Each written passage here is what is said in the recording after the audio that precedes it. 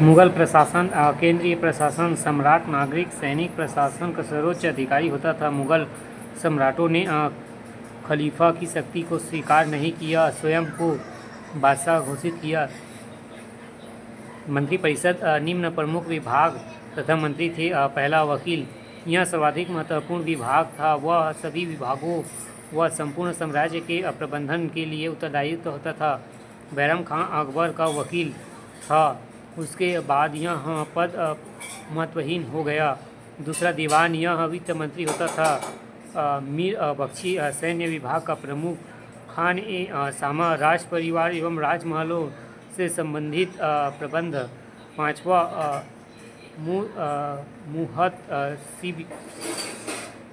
मुहत जनता के आचरण का निरीक्षण करता।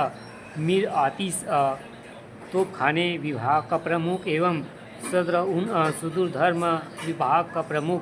आठवां काजी उल कुजात नया विभाग का प्रमुख एवं धर्म एवं न्याय विभाग कभी कभी एक ही व्यक्ति को दिए जाते थे।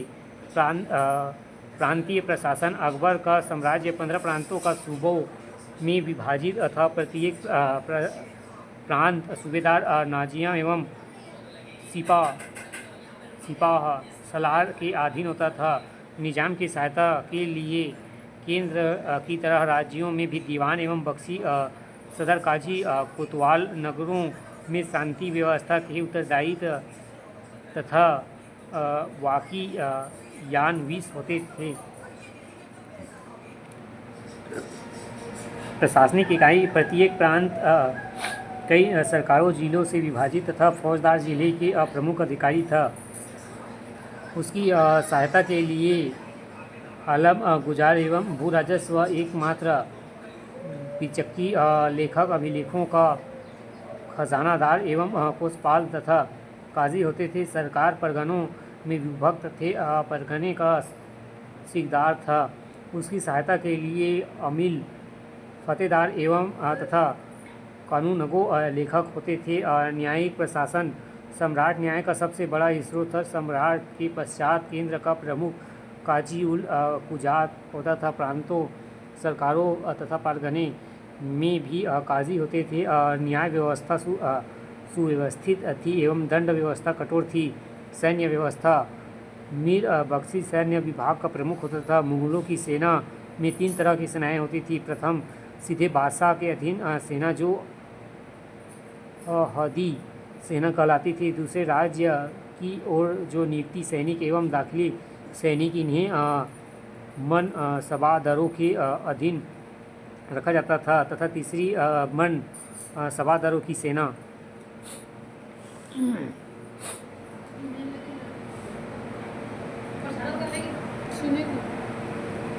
मनसबदारी, मुगलों की सैन्य एवं नागरिक सेवाएं मनसबदारी में संगठित थी। अकबर ने सर्वप्रथम 1574 ई में मनसबदार प्रथा का आरंभ किया। मनसबदार अरबी भाषा का शब्द है एवं मनसब में राज्य में व्यक्ति की पद स्थिति का निर्धारण होता था। मनसबदारी में 2 पद थे, जात एवं सवार। जात व्यक्तियों की हैसियत व सवार से आशय उनके अधीन घुड़सवारों से था। श्रेणियाँ 3 प्रकार की थी। अकबर के काल हर 10 घुड़सवार सैनिक के लिए मनसबदारों को 20 घोड़ों का रख रखाव करना पड़ता था, क्योंकि घोड़ों को यात्रा में आराम देना होता था और युद्ध के लिए उनको बदलना आवश्यक होता था। जहांगीर ने मनसबदारों के सैन्य दायित्वों के संबंध में सिंह अस्पात एवं दू अस्पात लागू किया। मनसबदारी प्रथा का आरंभ खलीफा बाबा सईद ने किया। इसे चंगेज़ खां ने भी अपनाया था। दशमलव पद्धति पर आधारित व्यवस्थित थी। मनसब के 66 वर्ग थे। 10 से लेकर 10,000 तक मनसब प्रदान किए जाते थे। अकबर ने काल में 5,000 से ऊपर का मनसब केवल राजकुमारों को दिया जाता था, किंतु मानसिंह व अजीब कोका को 7,000 के मनसब दिए गए। मनसबदारों को उनके मनसब के आधार पर नगद वेतन प्राप्त होता था। अकबर के मनसबदारी प्रथा का उद्देश्य साम्राज्य के स्थायित्व के लिए सैनिक अधिकारियों को सुसंगठित करना तथा साफ सुथरा प्रशासन लागू करना तथा जागीरदारी प्रथा के दोष से बचना था। मुगलकालीन साहित्य कला आदि साहित्य मुगलों की भाषा फारसी थी। अंततः अधिकांश साहित्य रचना फारसी में हुई। बाबर ने स्वयं बाबरनामा एवं तुजुके बाबरी तुर्की भाषा तथा गग रूप में तथा दीवान कविता का संग्रह की रचना की। हुमायूं की बहन गुलबन बेगम ने हुमायूं नामा की रचना की। अकबर के काल में फारसी साहित्य की विशेष उन्नति हुई। उसने एक अनुवाद विभाग की स्थापना की जिसका कार्य संस्कृति, तुर्की, अरबी व यूरोपीय भाषा के ग्रंथों का फारसी में अनुवाद करना था। ग्रंथ तथा अनुवादों के नाम लालीवती फौजी एवं रजतगनी शाह मुहम्मद सुहाबंदी नल दमयंती फौजी तुजुके बावरी अब्दुल रहीम खान खाना रामायण बादयूनी तथा इब्राहिम सरहिंदी महाभारत का फारसी एवं रमज़ानामा के नाम से अनुवाद किया गया। अकबर के काल में ऐतिहासिक ग्रंथ का लेखक इस प्रकार अकबरनामा व आईने अकबरी, अब्दुल फजल आईने अकबरी में दरबार व घटना वर्णन है। मुक्तब उल तवारीख अब्दुल कादिर एवं बदायूनी तबकाते अकबरी निज़ामुद्दीन। जहांगीर ने अपना आत्मकथा तुजुके जहांगीरी की रचना की। शाहजहां के काल में अब्दुल हमीद लाहौरी ने पाद शाहनामा का यातन खा एवं शाहजहांनामा की रचना की। अनुवादित ग्रंथों में भगवद गीता, योग, वशिष्ठ एवं उपनिषदों का अनुवाद दारा ने किया। दारा सिकोह ने मज्ज उल बरहीन की रचना भी की। औरंगजेब के उस समय काफ़ी खां ने मुक्ति उल लुआब की रचना की। हिंदी साहित्य की भी रचना हुई। ग्रंथ व लेखक इस प्रकार के हैं: सूरसागर सूरदास, मलिक मोहम्मद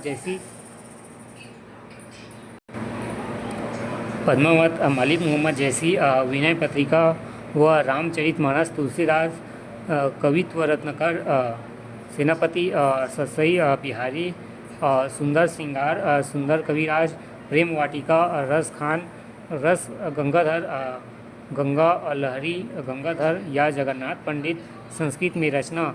अब्दुल रहीम खान खाना भी हिंदी में कविता करता था। स्थापत्य बाबर के काल में केवल पानीपत तथा संभल की मस्जिदें शेष बची है, जबकि हुमायूं की इसमें रुचि नहीं थी और न ही उसके पास समय था। अकबर के शासनकाल में स्थापत्य की विशेष उन्नति हुई। इस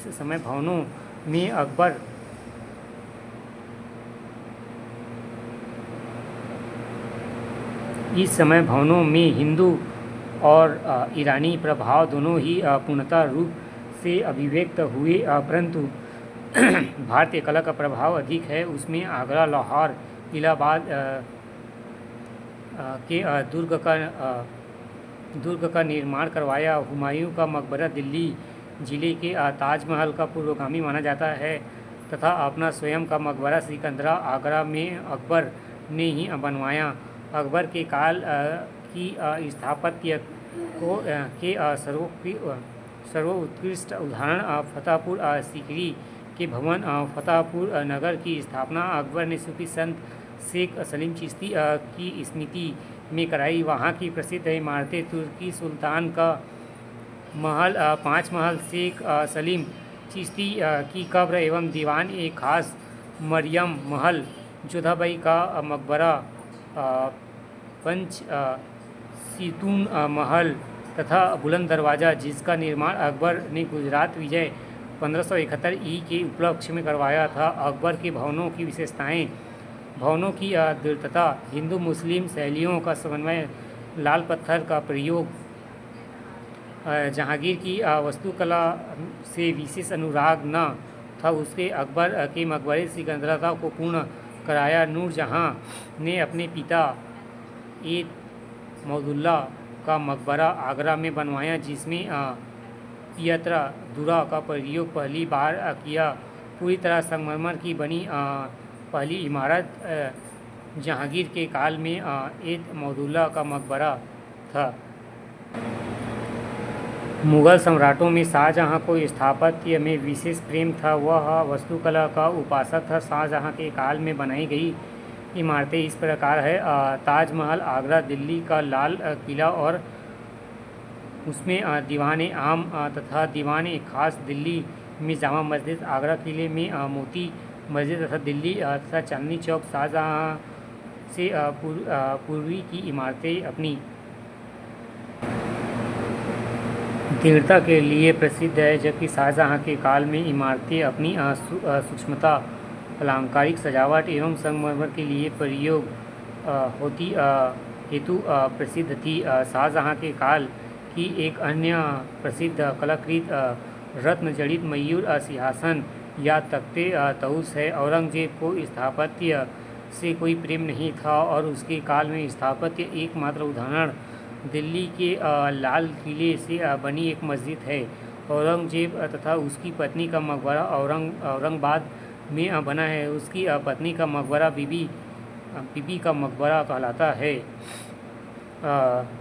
मुग़ल काल की स्थापत्य कला की एक पूर्ववर्ती झलक शेर शाह द्वारा बनाए गए अपने सहसराम बिहार के मकबरे में देखी जा सकती है। उसने दिल्ली के पुराने किले में भी एक मस्जिद का निर्माण किया।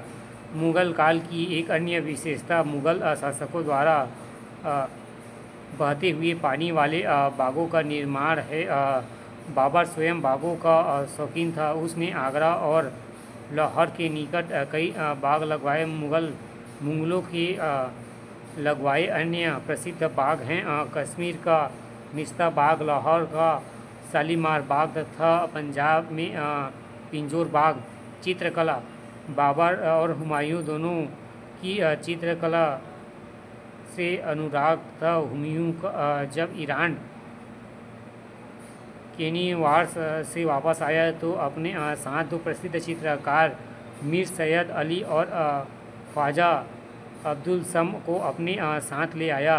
अकबर ने अब्दुल सम की अध्यक्षता में चित्रकला का एक नया विभाग खोला दिया।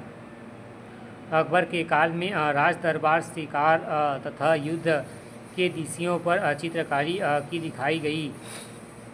मुग़ल सम्राटों में जहांगीर को चित्रकला से सबसे अधिक अनुराग था। वह चित्रकला का शौकीन एवं परखी तथा समीक्षक भी था। उसका कहना था कि यदि एक ही चित्र को कई चित्रकार मिलकर बनाएं तो वह बता सकता है कि वह उस समय में कौन सा भाग किस चित्र में बनाया गया। शाहजहाँ ने भी चित्रकला के विकास के रूप में रुचि ली, जबकि औरंगजेब इसका विरोध था। इस काल में क्षेत्रीय चित्रकलाओं का भी विकास हुआ, जिसमें कांगड़ा तथा राजपूत शैली प्रमुख है। मुग़ल काल की चित्रकला भारतीय और ईरानी तत्वों का सुंदर समन्वय है। संगीत, औरंगजेब के अलावा अन्य सभी गुलाम बादशाहों के संगीत में रुचि दिखाई। अकबर स्वयं गायक था। उसके दरबार में 36 गायक थे, उनमें से तानसेन अत्यधिक प्रसिद्ध था। महत्वपूर्ण तथ्य: बाबर के अनुसार उसी ने सर्वप्रथम 1518 से 19 ई में भीरा के युद्ध में बारूद का प्रयोग किया। शेर शाह ने भू व्यवस्था संबंधित पट्टा एवं कबूलियत की प्रथा आरंभ की, जिसके अनुसार लगान के बारे में सरकार कृषक से पट्टा लिखकर उनकी सहमति कबूलियत करवा लेती थी। माहम अगना अकबर की ढाई माह थी। बैरम खां के हटने के बाद उसका शासन पर प्रभुत्व स्थापित हो गया। आदम खां के विद्रोह के कारण अकबर ने उसे किले की दीवार से फिकवा दिया, जिससे उसकी मृत्यु हो गई। अकबर ने 1561 ई में युद्ध बंदियों को मुस्लिम बनाने पर रोक लगा दी। 1562 ई में गैर मुस्लिमों को अपने धार्मिक स्थलों के निर्माण की अनुमति प्रदान की। 1563 ई में तीर्थ यात्रा कर एवं 1564 ई में जाजिया समाप्त कर दिया। अकबर का प्रशासन नियंत्रण एवं संतुलन के सिद्धांत पर आधारित था। इसका अर्थ यह है कि सभी अधिकारी एक दूसरे पर निर्भर थे। इस तरह उनके विद्रोह की संभावना नहीं के बराबर थी। अकबर ने समाज के सभी वर्गों के लिए जो सौहार्दता एवं विष्णुता की नीति अपनाई, वह सुलह कुल कहलाती थी। अकबर के काल में मदद मास उस भूमि को कहते थे जो दान फकीर व संतों को से दी जाती थी। महाभारत का अनुवाद अकबर के काल में रमज़नामा के नाम से बदायूनी खोज एवं अब्दुल फजल के संयुक्त प्रयासों से हुआ। अकबर के शासनकाल में झरोखा एवं तुलादान की प्रथा आरंभ की। औरंगजेब ने दोनों प्रथाओं को गैर इस्लामिक मानते हुए प्रतिबंधित कर दिया। अकबर संगीत में भी बहुत रुचि रखता था। वह स्वयं एक अच्छा गायक था तथा वह नकरा बजाने में निपुण था। उस्ताद मसूर जहांगीर के दरबार का प्रमुख चित्रकार था। शाहजहां के काल एवं प्रीवियर बर्नियर चिकित्सक फ्रांस से आए जिन्हें महत्वपूर्ण निर्णय दिए। शाहजहां द्वारा दिल्ली में निर्मित लाल किले के दीवाने खास में फ़ारसी में कुछ शब्द लिखे जो कश्मीर के बारे में हैं। उसकी हिंदी में अर्थ, यदि पृथ्वी पर कहीं स्वर्ग है तो यही है। औरंगजेब द्वारा इस्लाम संबंधित आदेशों को जवाबिते आलमगीरी नामक ग्रंथ में संकलित किया गया। औरंगजेब ने 1679 ई में पुनः जाजिया लगा दिया। औरंगजेब के काल में बंगाल के गवर्नर इस्ता खां ने 1666 ई में चिटवा गांव के पुर्तगाली ठिकाने पर हमला कर उन्हें बुरी तरह परास्त किया। अकबर व जहांगीर के काल में भू राजस्व कुल उपज का 33% था। शाहजहां ने इसे बढ़ाकर 50% तथा औरंगजेब ने 66% कर दिया। मुगल काल में उर्दू भाषा का विकास हुआ। उसे लश्करी भाषा भी कहा जाता था क्योंकि यह हिंदी, अरबी तथा फारसी के मिश्रण से बनी है। मुगल दीवारों के अलंकरण की पद्धति यतदुला कहलाती है। संगमरमर का प्रयोग अकबर ने प्रारंभ किया। मजबूत नौसेना का अभाव मुगल साम्राज्य की कमज़ोर रहा। मुगल साम्राज्य का पतन के कारण अयोग्य उत्तराधिकार के निश्चित नियमों का अभाव, सैन्य दुर्बलता, अमीरों के पारस्परिक संघर्ष, स्थानीय शक्तियाँ, मराठों व सिखों के उदय, अहमद शाह अब्दाली एवं नादिर शाह के आक्रमण, आर्थिक संकट, औरंगजेब का योग्यदान, धार्मिक सहिष्णुता की नीति एवं राजपूतों से शत्रुता, दूषित मराठा नीति एवं दोषपूर्ण दक्षिण नीति, साम्राज्य की विफलता, औरंगजेब की संदेहशीलता। जादूनाथ सरकार ऐसा अनुभव होता है था कि औरंगजेब ने उस समय सब कुछ प्राप्त कर लिया, किंतु वास्तविकता यह थी कि उसने सब कुछ खो दिया। जिस प्रकार स्पेन के फोड़े में नेपोलियन को तबाह कर दिया, उसी तरह दक्षिण के फोड़े में औरंगजेब का सर्वनाश कर दिया।